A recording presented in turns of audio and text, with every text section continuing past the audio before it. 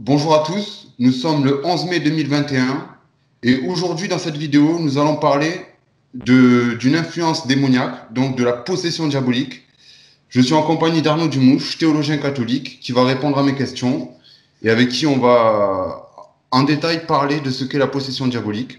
Donc bonjour Arnaud et merci de m'accueillir, merci à toi de me faire l'honneur de répondre à mes questions. Et donc, je vais commencer dans un premier temps à définir, pour moi, qui suis démonologue, qu'est-ce que la possession diabolique.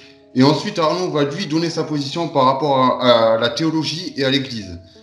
Donc, c'est un sujet qui est controversé parce qu'en médecine, elle n'est pas reconnue, alors que nous, dans l'Église, par exemple, elle peut être soit mal interprétée, soit si elle est bien discernée, elle peut conduire au rituel du grand exorcisme. On va en parler aussi dans la vidéo, Arnaud, si tu veux bien. Et donc, qu'est-ce que la possession diabolique? Comment je la définirais moi? Alors, c'est un état, c'est une influence, pour pas dire une ruse, par laquelle le démon va, on va dire, habiter une personne et va alors modifier son comportement.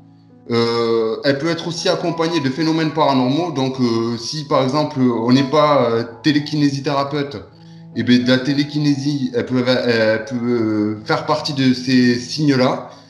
Alors pour la discerner, j'entends beaucoup dire des symptômes. Or les symptômes, c'est plus pour le médical.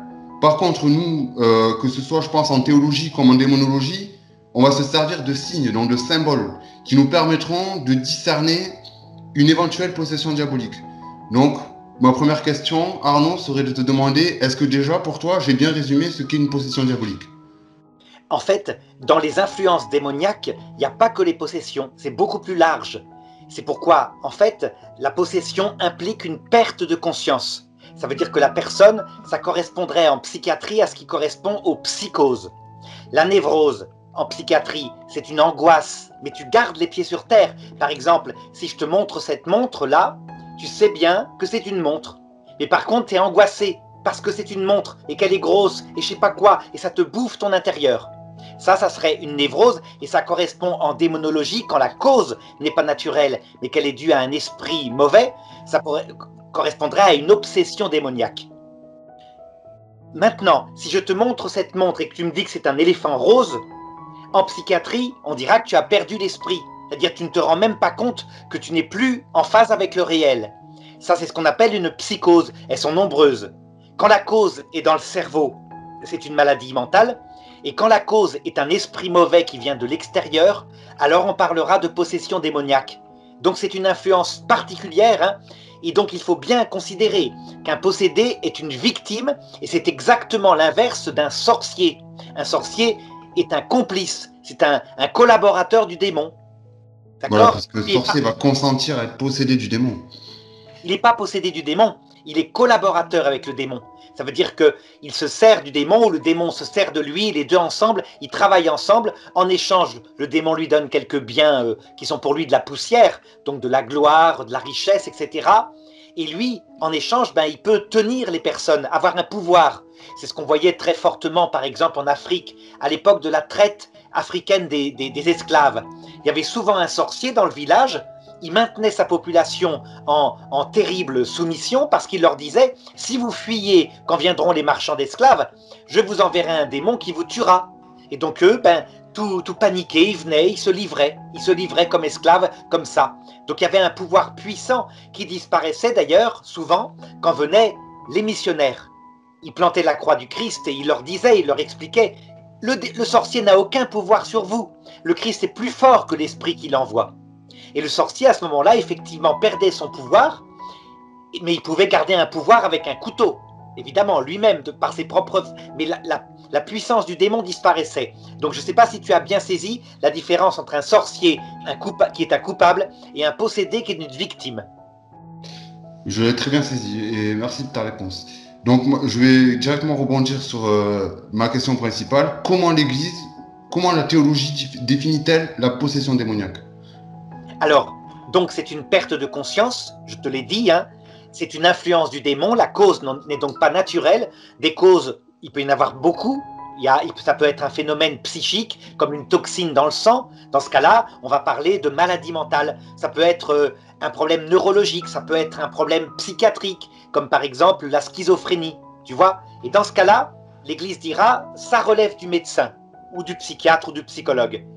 Et donc il va falloir qu'elle discerne vraiment la preuve que c'est le démon. Seulement, le problème, c'est que si c'était si simple, c'est que tout est souvent mélangé. L'autre jour, il y a une jeune femme qui est éducatrice dans un centre où il y a des personnes handicapées mentales, dont des schizophrènes, qui grincent des dents sans arrêt, tu sais, qui sont malades dans leur peau, ils sont écrasés par des médicaments, et elle a décidé de tenter de les emmener à la messe, ce qui d'ailleurs lui a valu beaucoup de critiques de la part des autres éducateurs, mais quand même elle les a emmenés.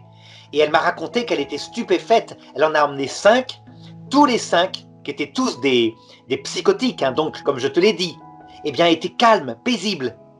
Ils assistaient à la messe, ils étaient concentrés, ils étaient contents, ça les avait complètement calmés. Il y en a un qui a téléphoné ensuite pour la première fois depuis 15 ans à sa famille. Alors, du coup, je lui disais, là manifestement, ce qu'on prend pour une maladie mentale, peut-être que plus souvent qu'on le pense, il y a des démons. En fait, à contrario, une maladie peut être habitée par une présence démoniaque aussi. et complètement. Ça veut dire qu'en fait, depuis que l'on est tombé dans le matérialisme en Occident, on ne met pas assez de place à la place du démon. À l'inverse, en Afrique, quelquefois, la moindre problème psychologique, et on dit « quelqu'un m'a envoyé un sort, il y a un sorcier par derrière ». Donc là-bas, on exagère, ici, on néglige. La réalité est peut-être un mixte entre les deux. En tout cas, il faut un discernement prudent, donc 2 qualités qui sont demandées à celui qui discerne, à savoir ne pas croire que tout vient du démon, être capable de reconnaître qu'il y a des causes naturelles, et puis chercher, comme tu dis, des signes par une enquête paranormale, une enquête que je vais t'indiquer tout à l'heure, hein, chercher si la cause peut être démontrée comme étant le démon. En tout cas, pour la jeune femme dont je te parlais tout à l'heure, moi j'avais des doutes, je me disais peut-être qu'il y a aussi le démon, vraiment, dans l'affaire en question. Et dans une possession, donc c'est le sujet, c'est le thème de notre conversation d'aujourd'hui. Dans la possession démoniaque, ou même la possession à proprement parler, il n'y a que le démon qui puisse posséder un être humain. Une âme du Sheol ne peut pas posséder un être humain. Justement, si, c'est plus compliqué que ça. Et là aussi, même quand tu es sûr que la cause n'est pas naturelle, il faut être beaucoup plus prudent. Je vais te donner 3 exemples chez les saints de possession par autre chose qu'un démon. Sainte Mariam Bawardi, petite carmélite morte au début du XXe siècle, avait des possessions démoniaques. C'était pas de sa faute, hein, c'est parce que c'était une sainte, elle était complètement en Dieu, et donc Dieu le permettait. Mais de temps en temps, son ange gardien ou un ange du ciel venait la posséder. C'était très différent. Elle était capable, dans ce cas-là, et tu vas être stupéfait, mais je suis désolé, il faut aller voir sa vie. C'est récent en plus. Elle était capable d'être emportée dans les arbres comme un oiseau. Elle s'appuyait sur les feuilles et elle chantait des psaumes en arabe. J'ai lu aussi qu'elle courait sur les toits du couvent aussi en faisant des semblants de pouvoir s'envoler avec ses mains, et elle chantait effectivement des psaumes en même temps. Voilà. En arabe, des psaumes qu'on aurait dit des psaumes de l'Ancien Testament, qui étaient comme inspirés. Et là, c'était tellement beau, tellement gracieux que, manifestement, c'était pas le démon. Ce qui veut dire qu'un bon ange peut nous posséder. Il ne le fera pas habituellement parce qu'il veut notre liberté, mais il le fera de temps en temps. Et puis d'autre part, des exemples qu'on a vraiment, où une âme qui est dans une maison, une âme qui n'est pas passée dans l'autre monde, une âme qui est méchante parfois, ou alors au contraire qui est gentille, se fait sentir, ou alors même commence à mettre des phénomènes de mal-être quand c'est une âme méchante. Quelqu'un qui, par exemple, a été un assassin dans le temps, etc. Et donc, un malaise qui fait que ça va mal, on est angoissé, et quelquefois, ça peut aller plus loin. Or, tu vois, dans ce cas-là, ce n'est pas un démon, c'est une âme. Alors, c'est des cas absolument particuliers, mais je pourrais t'en citer quelques-uns. Tu vois, de plus en plus, en tout cas nous, catholiques, on pense que les phénomènes dont on parle souvent, tu sais, les phénomènes d'enfants qui ont une vie antérieure, qui se rappellent de choses, mais pas avec une très grande précision, qu'ils ont vécu dans une vie antérieure. Ils ont 4-5 ans, etc. Eh bien, c'est peut-être un phénomène comme ça. Quelqu'un qui est mort en même temps et qui a communiqué soit sa présence, soit des souvenirs qui ne sont pas à eux, dans leur petit psychisme de petit enfant. Donc ce n'est pas une réincarnation du tout, c'est une forme de prise de possession de leur mémoire. Oui, mais par rapport à ce que tu dis là, c'est plus une influence extérieure, alors que la possession, elle serait intérieure. Puisque le démon, quelque part, va dégager ton esprit pour se mettre, lui, dans ton corps. Mais c'est pareil, c'est-à-dire qu'en fait, oui,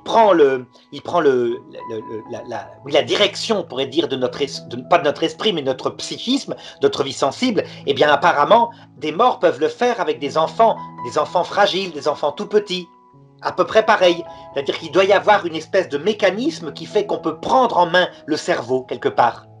Alors, plus ou moins puissamment, plus ou moins efficacement.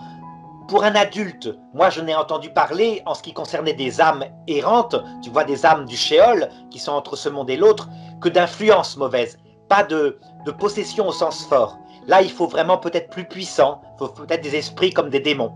Mais pour des enfants, par contre, ça a l'air d'arriver. Ça a l'air d'arriver. D'accord, merci de ta réponse. Donc, pour discerner et reconnaître une possession diabolique, tu parlais d'enquête paranormale tout à l'heure. Donc moi, par exemple, pour discerner une potentielle présence du démon, je peux adresser une prière, qu'elle soit dans ma conscience, dans mon cœur ou par la parole. Je peux utiliser des sacramentaux. Je peux discerner des signes tels que peut-être que, comme nous l'a indiqué le Père Amorce, qui était le grand exorcisme du Vatican, le grand exorciste du Vatican, qui nous disait justement, il y a quelques signes sur lesquels l'Église va se baser pour discerner la présence d'un démon dans une personne. Donc, on a le fait de parler un langage qu'on ne connaît pas, qu'on n'est pas censé connaître. Donc, principalement des langues mortes, mais ça peut être moi qui ne connais pas, par exemple, le russe, je me mets à parler russe, alors que je ne connais pas cette langue. Il y a aussi le décuplement, je crois, d'une force surhumaine. Il y a aussi le blasphème, donc ça c'est... Pardon ?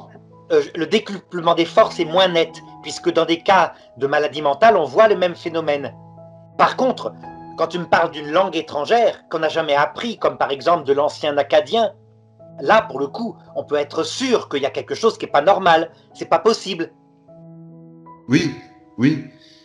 Et donc, il y a les blasphèmes, le rejet de tout ce qui est objet religieux, que ce soit crucifix, eau bénite, tout ce qui est anti-religieux est typique du démon, justement. Tu en parles beaucoup dans tes vidéos, tu dis le démon va fuir tout ce qui est l'humilité, l'amour et tout ce qui se rapproche de la sainteté de Dieu.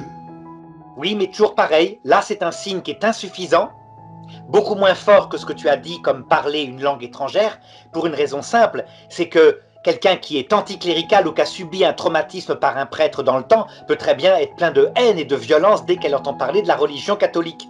Donc il va falloir l'alliance de plusieurs signes ensemble, avec des tests et une très grande prudence, une très grande patience pour ne pas aller trop vite et pour se faire petit à petit une idée.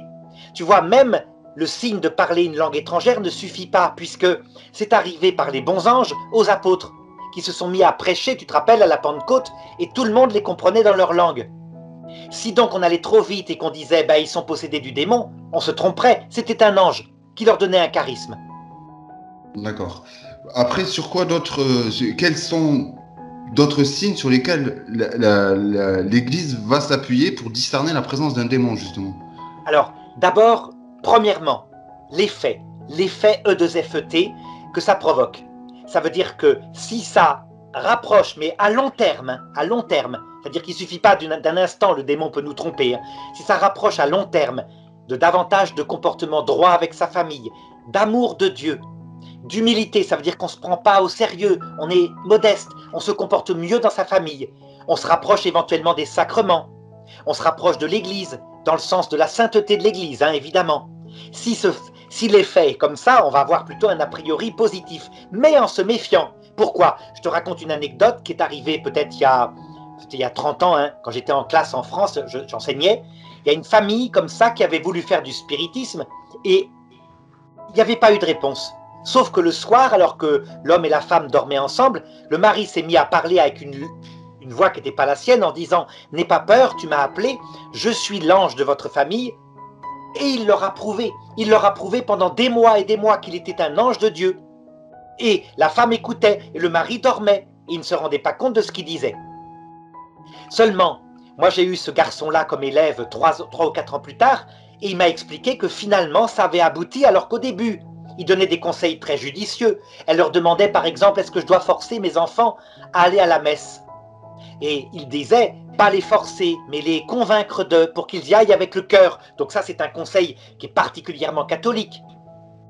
Sauf que 3 ans plus tard, ils avaient quitté l'église catholique, ils étaient rentrés dans une autre religion, une sorte de secte, je crois la théosophie ou quelque chose comme ça. Et moi, je lui ai dit, tu vois, à long terme, un esprit qui est catholique au départ et qui enfin termine en sortant la personne de l'église catholique. Il y a quelque chose de stupéfiant. Il a donc été menteur, mais on ne pouvait pas le repérer du premier coup. Tu vois comme c'est intelligent, le démon. Il est plus rusé que nous. Et c'est pour ça que l'église, elle est patiente. Donc, par exemple, quand il y a des phénomènes paranormaux du style des stigmates extraordinaires, je pense à Veronica Giuliani, Sainte Veronica Giuliani, elle, les mains et les pieds étaient percés par des trous, vraiment, et le cœur transpercé au point qu'on approchait une flamme du cœur qui était percée, ça faisait bouger la flamme. Les battements du cœur faisaient bouger la flamme à travers sa poitrine qui était ouverte. C'est des stigmates. On se dit, ben, c'est paranormal. Oui, ben, l'église, même si les médecins lui disaient, c'est pas naturel, elle disait, ben, on va étudier, on va voir. Et donc, ils l'ont mis sous le test de ses supérieurs, avec ordre de l'humilier, de lui demander des ordres débiles, pour voir si elle était humble, si elle se fâchait, si elle se mettait en colère. On voulait voir les fruits spirituels. Et elle a toujours été obéissante, modeste, se mettant jamais en avant. Et donc l'Église a fini par reconnaître qu'elle était sainte. Après sa mort, elle a été canonisée. On a fait aussi une autopsie. On s'est rendu compte que son cœur était marqué par des espèces de durillons, tu sais, de chair, avec les marques des instruments de la Passion du Christ. Donc très bien. Mais l'Église, tu vois, en elle-même, les signes en question, elle les regarde, pas de problème, mais prudence, prudence. Donc d'abord les fruits spirituels à long terme, et ensuite, deuxième étape, les signes eux-mêmes. Et comme tu dis, petit test, le premier, le plus simple qu'avait utilisé Sainte Bernadette de Lourdes, les sacramentaux. Donc elle avait lancé de l'eau bénite sur l'apparition de la petite dame blanche qui lui apparaissait dans la grotte de Massabielle. Et plus elle lançait de l'eau bénite, plus elle souriait. Alors ça, c'est bon signe. Elle était parfaitement innocente, Sainte Bernadette, hein, tu vois. Donc le Seigneur n'aurait pas permis que le démon la trompe comme ça. J'en suis convaincu. Tu vois, le sacramental, certainement, aurait fait que le démon se serait évaporé instantanément si ça avait été lui. Donc, oui, parce que Dieu s'engage, excuse-moi, Dieu s'engage au travers, justement, de l'usage des sacramentaux, Dieu s'engage à chasser les esprits impurs. Tout à fait. Ce qui veut dire que tu vois, quelquefois, les enfants comme Sainte Bernadette discernent le démon bien plus vite que les exorcistes intellectuels, comme je te l'explique. Les intellectuels, ils font des tas de tests de tous les côtés avec prudence. Les enfants, 3 gouttes d'eau bénite et ils ont compris. C'était pas la Sainte Vierge.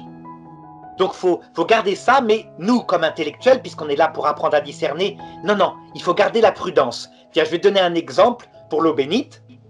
Si tu mets sur une personne de l'eau bénite et qu'elle rentre en crise, parce que tu as vu le maître, ben peut-être qu'elle te trompe.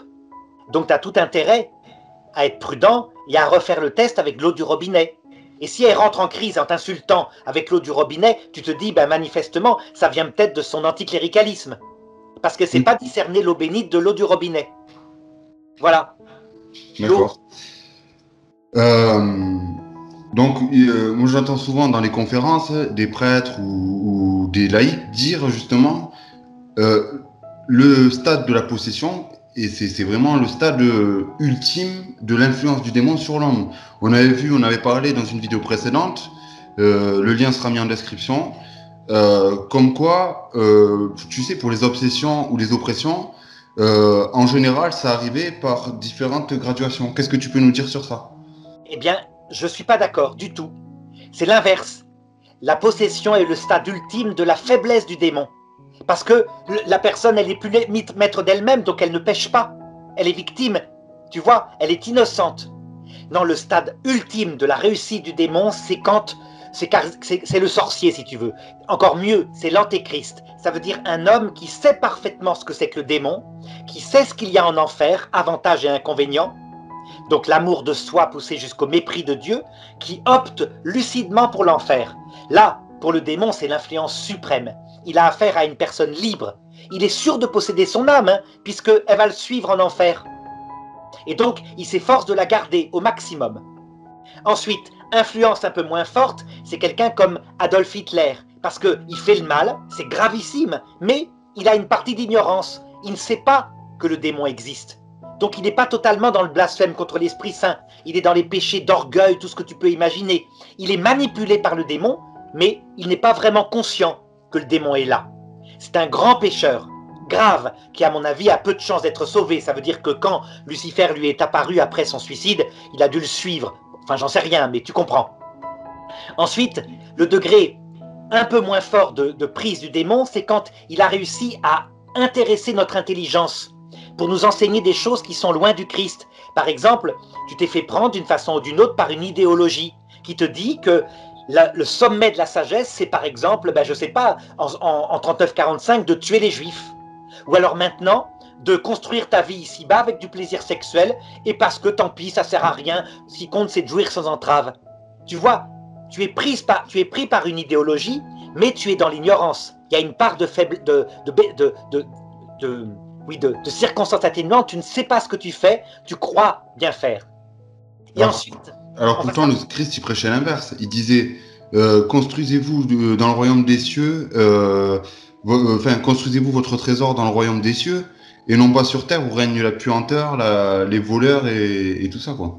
Tout à fait. Ça veut dire qu'en fait, une personne qui se livre à la vie terrestre parce qu'elle ne sait pas que Dieu existe ou parce qu'elle est entraînée par ses pulsions, elle peut être vraiment manipulée par le démon. Il a une très grande puissance, mais tout de même, il ne fait que la préparer. C'est une personne qui a plein de circonstances atténuantes et souvent elle se convertit quand elle voit le Christ.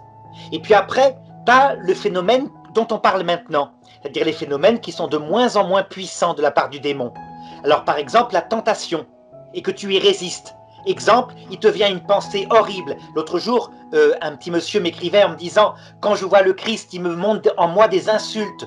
Je l'insulte. » Ou alors une femme qui me disait « C'est plus fort que moi, je le vois et j'ai des pensées sexuelles. » Et elle ne savait pas comment faire. Elle disait « C'est lamentable, je vais aller en enfer. » Et je lui disais « Mais non, c'est une tentation. » Donc il vaut mieux, par exemple, si ça venait de vous servir d'autre chose que d'un crucifix, parce qu'il est nu, malgré tout. Peut-être d'un enfant Jésus ou je sais pas, quelque chose comme ça. Et puis, cette pensée étant une tentation auquel vous ne collaborez pas, elle vient peut-être du démon, vous la chassez et sans vous prendre la tête. Tu vois, là, on appelle ça une sorte d'obsession démoniaque, comme je te le disais. Tu vois, l'influence est moins forte parce qu'il n'arrive pas à faire tomber la personne dans le péché. Il ne fait que la tenter. Alors, influence encore moins forte, l'obsession absolue, tu vois, qui correspondrait à la névrose. Une personne qui est complètement écrasée par des passions et qui viennent du démon. Tu sais, elle n'arrive pas à être heureuse, elle est angoissée tout le temps, et ça vient du démon. Tu vois bien que c'est une pauvre victime, elle est innocente, elle est malade même. Et le Seigneur est venu pour délivrer des personnes comme ça. Alors, pourquoi le Seigneur il laisse le démon agir comme ça? Ben, c'est parce que, par ces persécutions, la personne, elle développe un cœur humble. Hein. Ce que pourrait faire aussi, là d'ailleurs, la névrose. Et puis enfin, dernier degré, quand le démon est vraiment plus puissant du tout, enfin avant-dernier d'abord, c'est quand il fait des bruits dans la maison. Tu sais, des choses comme ça, comme c'est arrivé au curé d'Ars. Donc tu appelais ça, tu avais un nom exact pour ça. Des vexations. Voilà, donc des cailloux brûlants, des coups, des ricanements, etc.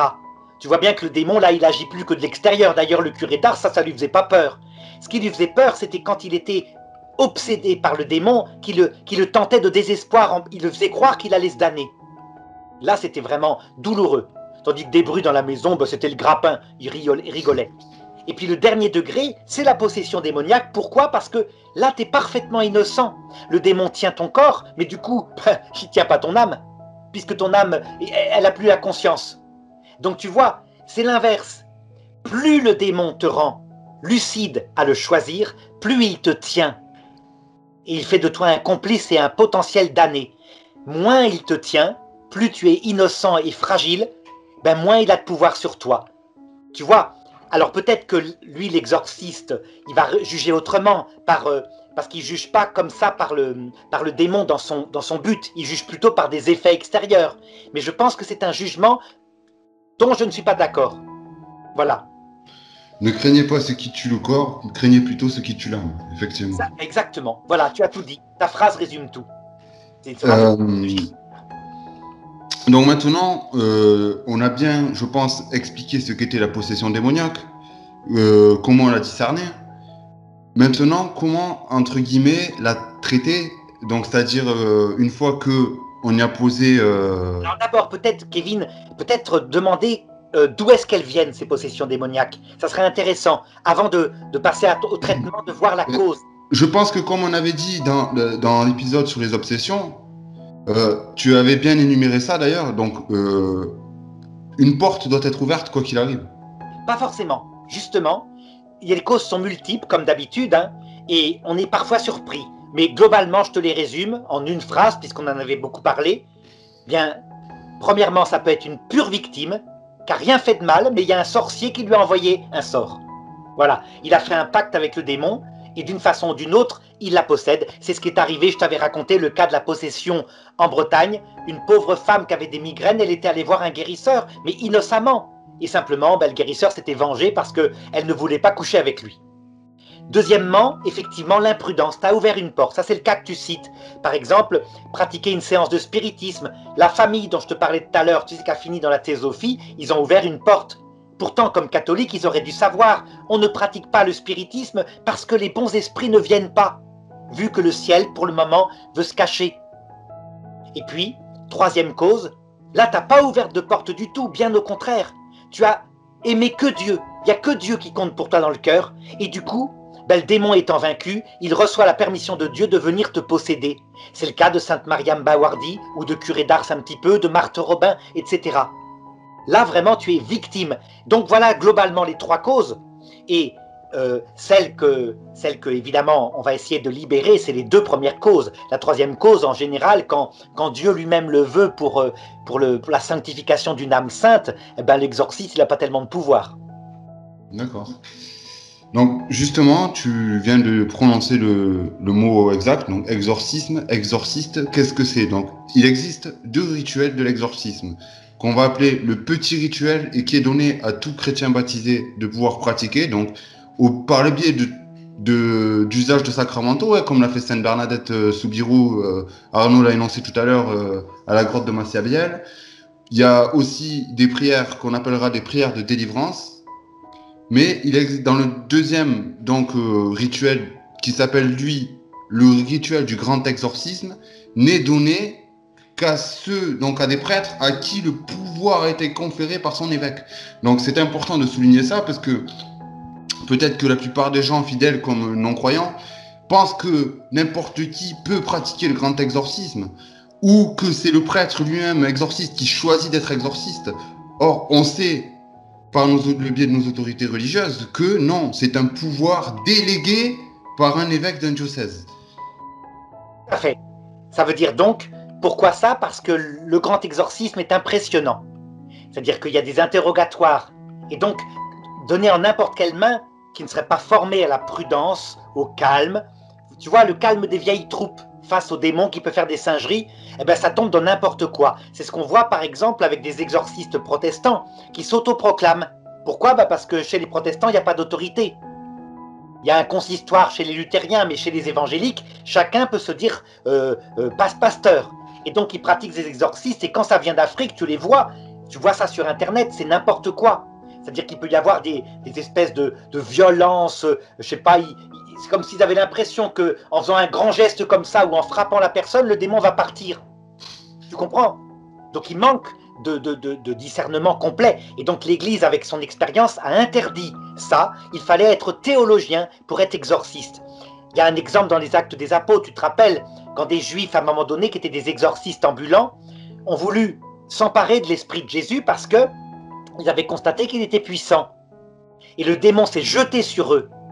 Il les a déchirés de tous les côtés, c'est-à-dire leurs vêtements, ils ont failli mourir. Hein. Et il a fallu qu'un chrétien qui passe par là les délivre de l'attaque qu'ils avaient subie. Le démon leur avait dit Paul, je le connais, Jésus, je le connais, mais vous, je ne vous connais pas. Il était sauté sur eux à travers le possédé, évidemment, hein, avec une force décuplée. Donc voilà, résultat, nous, chrétiens, simples fidèles, on a accès à des exorcismes, mais qui sont du cœur, par l'intériorité. Il n'y a pas de rituel extérieur. Ça consiste par exemple aux sacramentaux dont tu parlais, mais encore mieux, la prière à la Sainte Vierge, qui est la femme la plus humble du monde, et donc le démon ne la supporte pas, ou alors à Saint Michel, l'ange, un petit ange très humble, et le démon ne supporte pas. Donc quand on observe un cas de possession, c'est ce que j'ai dit à la jeune fille, tu sais, dont je te parlais tout à l'heure, qui était dans un hôpital psychiatrique, eh bien c'est de tester dans le dos des autres éducateurs, de tester comme ça. Elle va voir des malades dans leur chambre et puis dans sa tête, elle prononce une prière d'exorcisme, un Je vous salue Marie par exemple. Ou alors elle invoque Saint-Michel et elle regarde les faits. Comme ça, elle aura davantage de réponses pour savoir quelle part il y a chez ces malades mentaux du démon. Donc ça, c'est autorisé à tout le monde. Le grand exorciste a été, au cours de l'histoire, structuré par l'Église sur le modèle de ce que Jésus a pratiqué. Tu te rappelles, Jésus commençait par interroger le démon. Qui es-tu? D'où viens-tu? Et ensuite par le chasser. Eh bien l'Église, elle fait la même chose. Première étape, elle se met sous la protection du Christ, des saints et des anges, donc il y a toutes les litanies des saints. Si vraiment il y a un démon dans la personne, elle entre en crise. Alors évidemment, comme je t'ai dit, le discernement doit avoir été fait avant. Dans ce cas-là, l'exorciste va interroger le démon. Et pourquoi faut un homme qui soit les pieds sur terre? Parce que le démon est un trompeur. Il va dire des parties de vérité et des parties de mensonge. Donc il ne faut jamais le croire. Tu sais, Kevin, quand tu vois des gens qui disent « Je suis ce que dit le démon parce qu'il a été obligé de dire la vérité », l'exorcisme de telle personne, et le démon a vraiment dit la vérité, il a été obligé par le Christ. Il ne faut même pas écouter ce genre de documents. Il faut les balancer. Non, parce que le Christ lui-même ne les écoutait pas.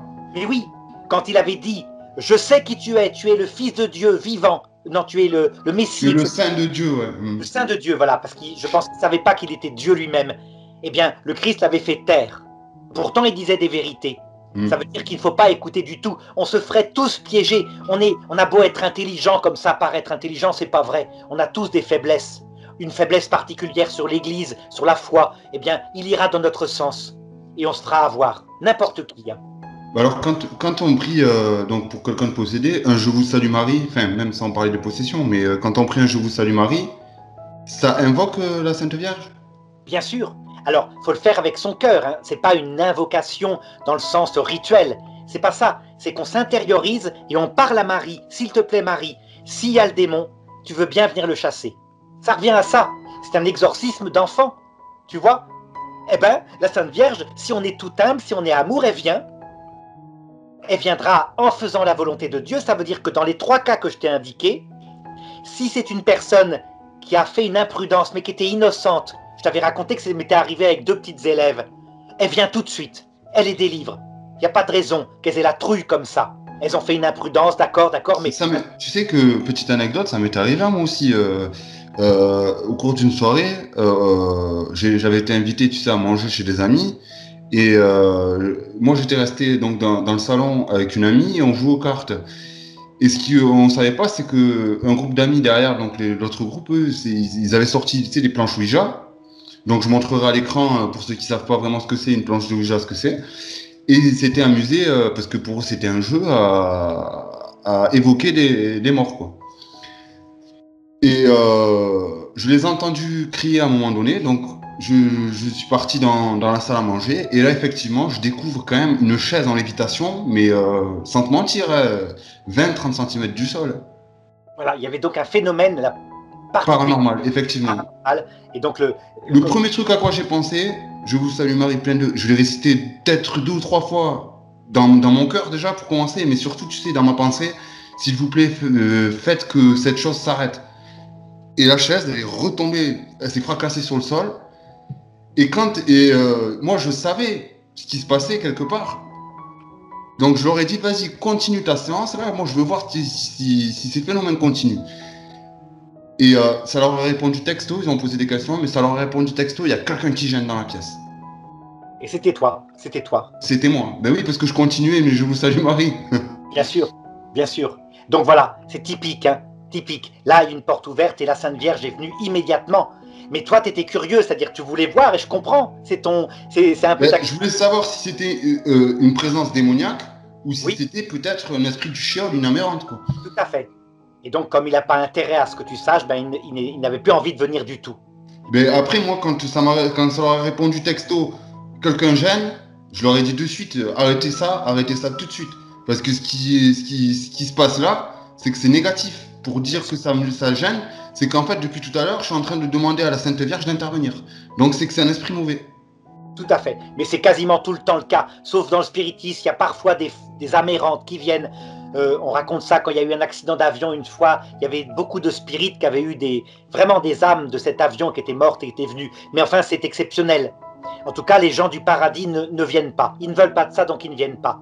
Alors, tu vois, deuxième, pour te montrer que la Sainte Vierge s'adapte, quand c'est un phénomène dû à un sorcier qui a eu un pacte de signé, eh bien, elle fait vraiment comme le veut le Christ. Ça veut dire qu'il faut que le pacte soit détruit.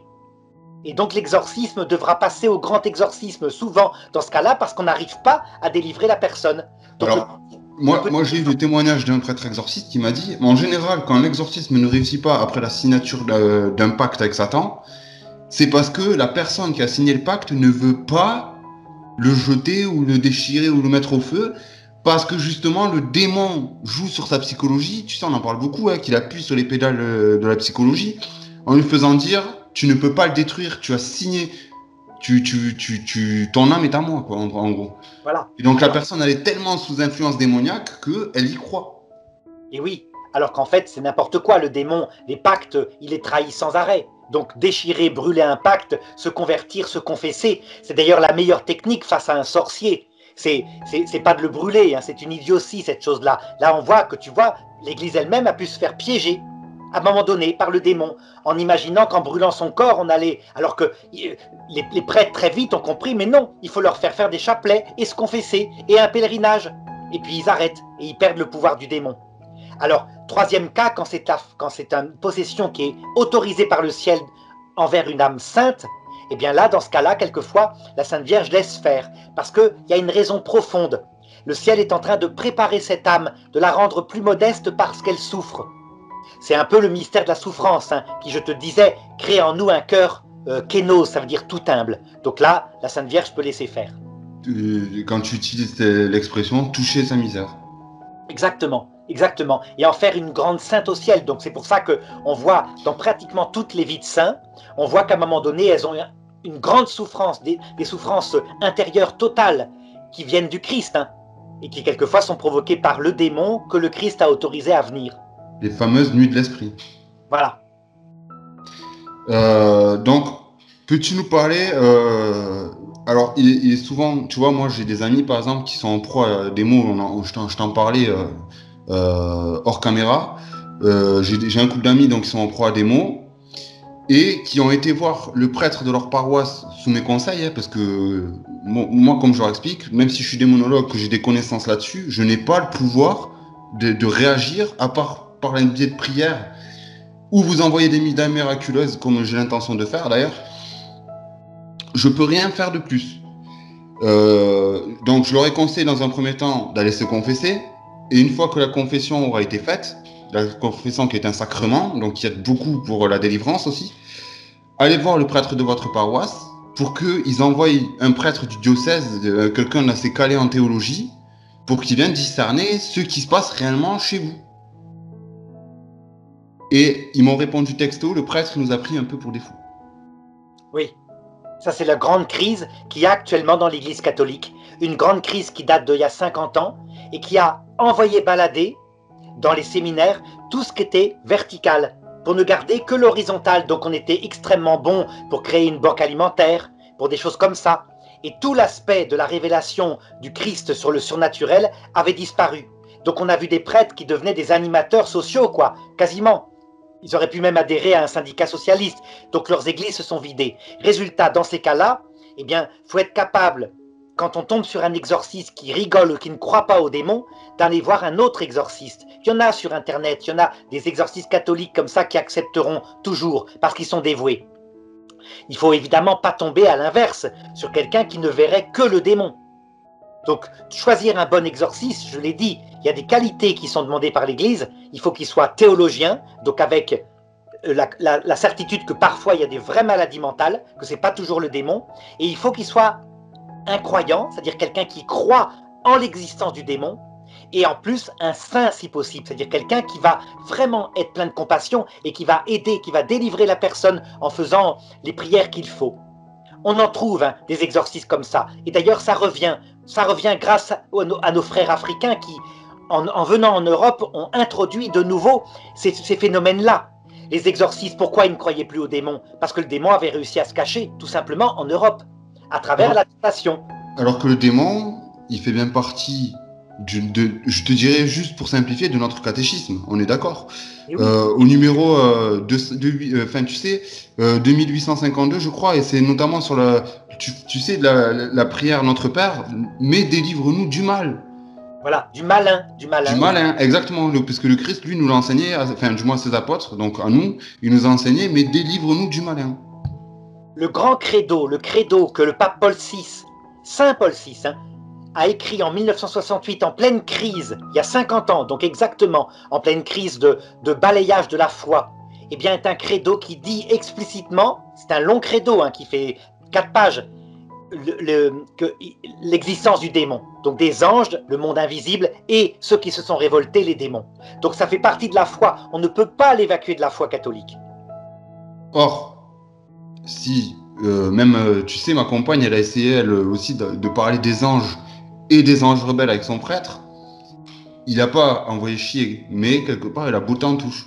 Oui, mais ça, voilà, on minimise la chose. Donc l'Église n'en parle pas, je trouve, du moins, que même si ce sont des bons théologiens, on n'en parle pas assez, justement. Pourquoi? Peut-être qu'on en a peur, peut-être que... Je sais pas. Non, c'est pas qu'on en a peur, c'est qu'on est tombé. Il y a eu une telle crise dans les années 68 que, en fait, on a pris exactement l'inverse sur tous les sujets, y compris en religion, en Occident, que ce qu'il y avait 50 ans avant. Ça veut dire vraiment, tu regardes 50 ans avant, c'était 1918, on aimait la patrie. Du coup, mai 68, tout sauf la patrie. Dès que tu aimes ta patrie, t'es fasciste. Eh bien, dans l'Église, il s'est passé un peu la même chose. Disons que 50 ans avant, on préparait les enfants à la communion, on leur parlait de la vie après la mort, on les préparait à toutes sortes de choses qui étaient liées à la vie surnaturelle. Résultat, 50 ans plus tard, il n'y avait que la vie naturelle. Donc, le christianisme consistait à aider les pauvres, à augmenter le niveau de vie, à augmenter le niveau syndical. Tu vois? Donc, ce sont, là pour le coup, quand on parlait tout à l'heure de la gravité de l'influence du démon, tu peux la voir là. C'est beaucoup plus grave qu'une possession. C'est quand le démon s'empare de nos idées, et nous qui nous croyons intelligents, en les faisant bazarder comme un diviseur d'un extrême à l'autre, absurdement, alors que la vérité, elle est d'en garder toute la foi catholique. Là, pour moi en tout cas, c'est une marque de l'influence du démon, le diviseur, celui qui secoue l'arbre. Tu sais, Jésus dit ça, il secoue le figuier de manière à faire tomber à droite ou à gauche, comme dans une tempête, les figues de l'arbre, c'est-à-dire nous-mêmes, les chrétiens. Donc, quelque part, quoi, on est tombé dans son piège, on est en train de faire son jeu, quoi. Voilà. Et donc, il faut revenir à chaque fois au juste milieu. Et pour ça, revenir au magistère de l'Église, le catéchisme de l'Église catholique, etc. Si un prêtre dit l'inverse de la foi, on n'écoute pas son prêtre. On dit, je te respecte comme prêtre puisque tu consacres l'Eucharistie, mais moi, j'ai la foi catholique. Et alors, pour tous ces fidèles, tous nos frères et sœurs qui écoutent cette vidéo et qui en sont en proie au mal et que leur diocèse n'écoute pas, ou les prend un peu pour des fous, qu'est-ce que tu conseilles justement à ces gens-là? Alors dans ce cas-là, de garder les pieds sur terre et d'aller voir un autre diocèse, un autre exorciste, donc de regarder sur Internet, de téléphoner au niveau des évêchés en disant « Est-ce que vous avez un exorcisme de qualité qui est croyant ?» Parce que c'est ce que me disait le père Marie-Bernard d'Alès, avec raison. Lui, il disait « Je suis l'un des exorcistes qui est croyant et pratiquant. » Croyant dans l'existence du démon. Alors que j'ai des collègues, ils n'y croient pas du tout. Pour eux, tout est psychiatrique. Et évidemment, ça ne va pas du tout, dans ce cas-là. C'est grave, c'est grave. Donc maintenant, est-ce que tu peux nous parler donc du grand exorcisme? Donc tu nous as dit, ça comporte la litanie des saints, l'invocation des saints et des anges, mais ce n'est pas que ça, l'exorcisme. Non, donc la deuxième étape, une fois que la crise est entrée, que la personne se met à parler, ou plutôt le démon se met à parler à travers elle, l'interrogatoire, d'où est-ce qu'il vient, combien ils sont, quel est leur nom, des tas de choses que tu peux poser comme question, vraiment. Pourtant, excuse-moi de te couper, mais l'Église recommande à ses fidèles de ne pas parler aux démons, même à ses prêtres. C'est pour ça que le prêtre nommé par l'évêque est un prêtre qui est sans illusion, il sait qu'il parle en gros à Fourniret. Tu vois, Fourniret qui est mort d'ailleurs hier, faut prier pour lui. Mais c'est ça, c'est-à-dire c'est un menteur, fiefé, donc aucune illusion, tu crois en rien, mais t'interroges. Et petit à petit comme ça, tu finis par savoir un peu la vérité. Dans le cas de l'exorcisme dont je t'avais parlé à Rennes, eh bien, au début, il partait pas, ça ne marchait pas. Et à force de repratiquer le grand exorcisme, puisqu'il y a une troisième étape qui consiste à dire, avec la litanie des saints de nouveau, va-t'en au nom de Sainte Thérèse de l'Enfant Jésus, va-t'en au nom de Sainte Marie, Mère de Dieu, va-t'en au nom de Jésus-Christ, etc. Eh bien, il est torturé. Il n'est pas torturé physiquement, il n'a pas de corps, le démon, mais il est torturé dans son esprit, parce qu'il ne supporte pas ces personnes du ciel qui, ayant renoncé à elles-mêmes tout entières, sont plus fortes que lui. Ça le met dans une rage, dans une colère spirituelle totale. Et donc, à force d'être comme ça, provoqué par l'invocation des saints du ciel qui viennent réellement dans la pièce, hein. Ils viennent là, et puis ils essayent de dire au démon, va-t'en, laisse tomber cette femme-là, arrête de l'embêter, par exemple. Eh bien, il en souffre tellement qu'il finit par se retourner contre le sorcier, en l'occurrence c'était un sorcier qui avait envoyé le sort, qui s'est mis à avoir des cauchemars, des persécutions, des coups dans la maison lui-même, et donc il a fini par en avoir marre, par être torturé et par déchirer le pacte. Il a fallu des mois et des mois, tu vois, ça s'est pas passé simplement. D'accord. Donc maintenant, j'aimerais bien qu'on parle un petit peu, tu sais, d'histoire concernant l'Église et la possession diabolique. Et donc la plus connue de toutes, je dirais chez nous en France, les fameuses possédées de Loudun. Oui, tout à fait. Qui là, alors là pour le coup, tu verras, hein, là c'est véritablement ce qu'on appelle un manque de discernement. Pour moi, c'est certain. On avait affaire à une religieuse qui était sans doute un peu hystérique, peut-être voulant se mettre en valeur. Tu vois, le syndrome de conversion, l'hystérie, c'est ça, c'est que tu t'inventes des symptômes extraordinaires, et le démon peut venir vraiment en toi, mais c'est pour te mettre en avant. Donc cette personne-là n'était pas humble, ça se voit. Après ça, on l'a considérée comme une sainte, mais c'était pas si clair que ça. Et puis, elle s'est mise à accuser un prêtre, qui était effectivement un prêtre dévoyé du secteur, qui avait des maîtresses, qui était pour le mariage des prêtres, qui avait réussi à se marier en douce, mais qui rusait avec son évêque, hein, et à le faire accuser de lui avoir lui-même envoyé des sorts, et de même venir dans la chambre pour, un peu comme un incube, tu sais, les espèces de démons, là, comme ça, qui possèdent des femmes, pour des actes sexuels avec elles. Bien, à cette époque-là, influencé par tu sais, le livre qui venait des protestants, là, qui voyait des espèces de signes qu'il fallait chercher sur le corps de la personne, des trucs extérieurs La complètement... fameuse marque du diable. Voilà. Tu vois, eh bien, des gens qui voulaient la peau de cet homme-là, de ce prêtre, parce qu'il avait été particulièrement vaniteux, ont réussi à le faire brûler vif. Et ça a d'ailleurs été un traumatisme puisqu'on était en pleine période des Lumières, donc tu vois, où la rationalité venait, qu'après ça, l'Église catholique elle-même s'est dit, mais c'est absurde, on s'est laissé piéger. Et en plus, on sortait aussi d'une pandémie, la fameuse peste noire, la grande peste noire. Et ce même genre de phénomène est arrivé dans le protestantisme, par exemple avec les sorcières de Salem, et pareil, les gens après sont retombés les pieds sur terre en se disant, mais on est complètement fous. On est complètement fou. Tu vois, on est entré après une période où le démon lui donnait trop de place et donc on se faisait piéger par lui, à une période où la rationalité est venue, on a commencé à chercher aussi les déséquilibres psychologiques chez les personnes, les maladies psychiatriques, etc. Pour tomber maintenant dans l'extrême inverse, tu vois, où il n'y a plus que la maladie psychiatrique et ça ne va pas non plus. Sinon, il y a aussi la fameuse histoire qui a inspiré le film L'Exorciste, parce qu'il faut savoir que L'Exorciste est un film tiré d'une histoire vraie. Alors, justement, ce film-là, comme tu le sais, on dit que les acteurs qui l'ont tourné en faisant des singeries, puisque c'était du cinéma, malgré tout, tripatouillaient à l'autre monde. Ils auraient dû rester parfaitement stables. En réalité, les plus fragiles d'entre eux ont eu des effets dans leur vie négatifs. Il y a même eu quelques morts, paraît-il. Tu vois, ça veut dire quoi? Mais quand on tripote à ça, notre psychologie peut être effrayée, et là, on ouvre des portes, comme tu le disais. Alors, est-ce que tu confondrais pas avec le film Poltergeist, qui est sorti dans les mêmes années?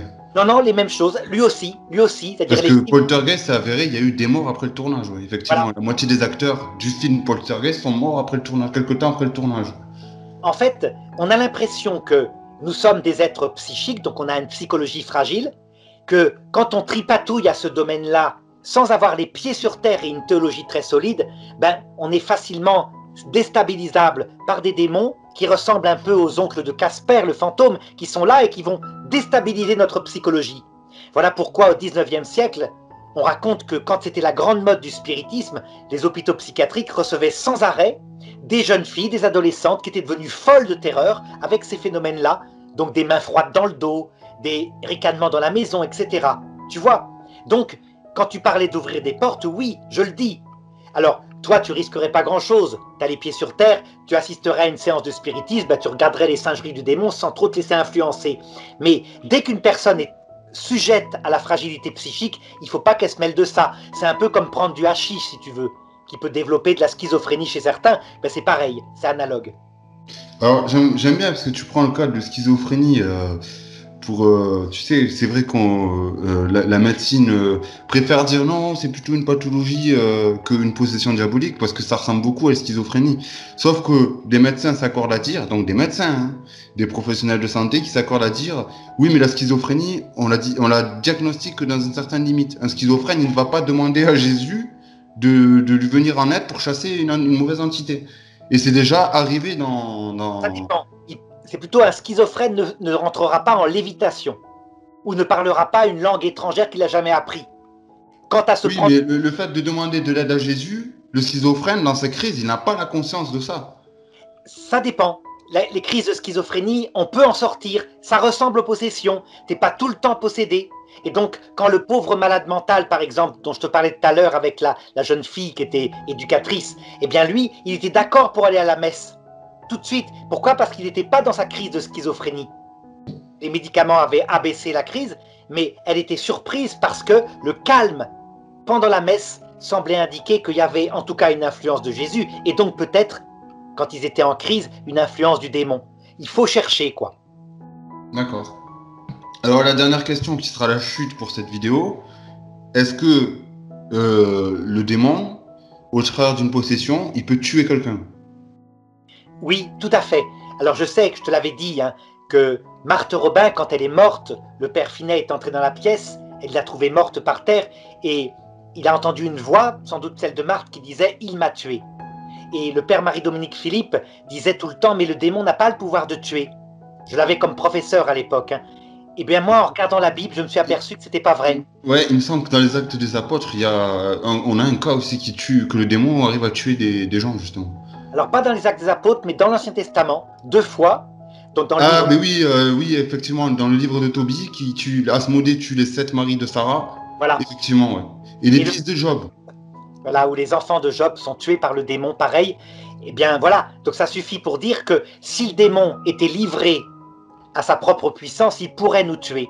Les Africains le savent bien, je t'ai dit, des cas vraiment stupéfiants qu'on m'a racontés, encore maintenant, hein, où un sorcier dit « Si tu ne viens pas tel jour à telle heure, tu mourras ». Et la personne, eh ben, elle ne vient pas, elle meurt. Et personne n'arrive à la soigner. C'est-à-dire que les médecins sont là et disent « Mais non, tu ne mourras pas ». Alors est-ce qu'elle se laisse mourir elle-même parce qu'elle y croit trop? Je ne sais pas, mais en tout cas, elle meurt. Donc il y a vraiment une puissance. Je pense que des personnes comme ça, on les délivrerait en leur expliquant, premièrement, c'est un démon, il n'a pas de pouvoir par rapport au Christ, et donc dis maintenant un « Je vous salue Marie » parce que la Vierge Marie est avec le Christ, et il n'aura aucun pouvoir sur toi. En lui donnant la foi, elle serait peut-être délivrée. Mais sans la foi, elle est comme démunie. En plus, c'est ce que nous demande le Christ à nous fidèles, d'évangéliser, d'évangéliser ceux qui ne le connaissent pas, justement. Tout à fait. Et de prêcher la bonne nouvelle. Voilà. J'avais une autre question qui m'était venue à l'esprit. Par rapport aux possessions de Loudun, pour y revenir dessus, j'ai même lu qu'il y a des exorcismes pratiqués en public sur la place du village de Loudun, justement, à l'époque. Oui. Or, l'exorcisme, il est à huis clos, il n'est pas en public. Non, il n'est pas forcément à huis clos. Souvent, d'ailleurs, les exorcistes font appel à des enfants, ça paraît curieux, mais des enfants qui n'y assistent pas pour le coup, mais qui doivent prier en même temps que lui. Et puis, il y a toujours, avec lui, des aides. Des laïcs. Des laïcs pour aider, pour tenir la personne, éventuellement, des médecins, pourquoi pas. Donc, tu vois, c'est plutôt en public. Un exorcisme ne devrait pas être pratiqué en privé, justement, pour éviter les abus. Et donc, les prêtres exorcistes censés, qui ont les pieds sur terre, se font aider. Est-ce qu'un démon peut lire l'avenir? Alors, un peu comme nous, pas plus. Ça veut dire que dans l'avenir, il y a 2 sortes de causes. Il y a ce qui est prévu parce que la cause est présente maintenant. Par exemple, si une personne a une tumeur en elle, un cancer en train de se développer, le démon peut prévoir qu'elle mourra dans tant de temps, ou même accélérer. De la même façon que peut le faire un médecin. Et puis deuxièmement, il y a l'avenir qui est contingent, qui n'est pas lié à une cause, du style, tu sors à 12h12, il il y a eu une tempête il y a 5 jours en Amérique du Sud qui a secoué le vent, qui fait qu'une tuile tombe comme par hasard à 12h12. Tu la prends sur la tête. Ben ça, c'est le hasard. Le démon ne peut pas le connaître, mais il peut parfois le provoquer. C'est-à-dire qu'il peut faire tomber la tuile, quoi. Tu comprends? Oui, Résultat, quand le démon annonce l'avenir, eh bien, il faut absolument et instantanément se mettre dans la protection de Dieu. Parce que s'il ne le sait pas, il le provoquera peut-être. voilà. Donc c'est bien de faire la différence. C'est ça que je voulais que tu nous enseignes aussi. Parce que j'ai beaucoup cette question-là. Mais le démon, il lit les pensées, il lit l'avenir. Alors non, le démon, il ne lit pas les pensées de l'homme. Il ne peut pas. Dieu ne le laisse pas faire. Il n'a pas ce pouvoir-là. Et il ne peut pas prévoir l'avenir. Par contre, il peut le provoquer. Et on a eu des cas, effectivement, que il y a un cas, moi, que tu racontais dernièrement dans une de nos vidéos, où c'est que tu as eu je crois, un jeune homme qui avait fait des séances d'exorcisme avec des copains, je sais pas quoi, et ça leur avait dit, telle famille à tel jour va mourir dans un accident de voiture. Je crois que c'est toi qui m'avais raconté ça. Oui, tout à fait. Dans une séance de spiritisme, absolument. Et c'était arrivé. Et du coup, la deuxième fois, quand il y a eu ce même genre de prophétie, là, ils ont prévenu la famille qui s'est mise sous la protection de Dieu. Il n'y est jamais rien arrivé. Ça te montre bien que le démon essaye de se faire passer pour Dieu. Mais d'ailleurs, on a le fameux verset dans, je crois que c'est Ézéchiel qui le dit, tu étais un ange, vous allez le déployer, je t'avais déplacé sur la sainte montagne de Dieu, tu fus intègre dans tes voies jusqu'à ce que l'iniquité ait été trouvée chez toi. Tout à fait. Qui décrit d'ailleurs la chute au sens littéral de l'empereur Nabuchodonosor, qui est devenu fou à un moment donné, mais qui au sens métaphorique s'applique complètement au démon. Et donc c'était Isaïe chapitre 14 verset 12. Ah, c'est Ésaïe, c'est pas Ézéchiel. Tout à fait. Voilà. D'accord, ouais. Eh bien, écoute, moi, j'ai pas d'autres questions. Si tu avais toutefois, pour conclure cet entretien, quelque chose à nous dire, donc quelque chose à rajouter, je t'en prie. Tout est dit, hein. Je résume pour le début. Quand il y a un cas de perte de conscience sur soi, de ne pas chercher tout de suite le démon, chercher d'abord une cause naturelle.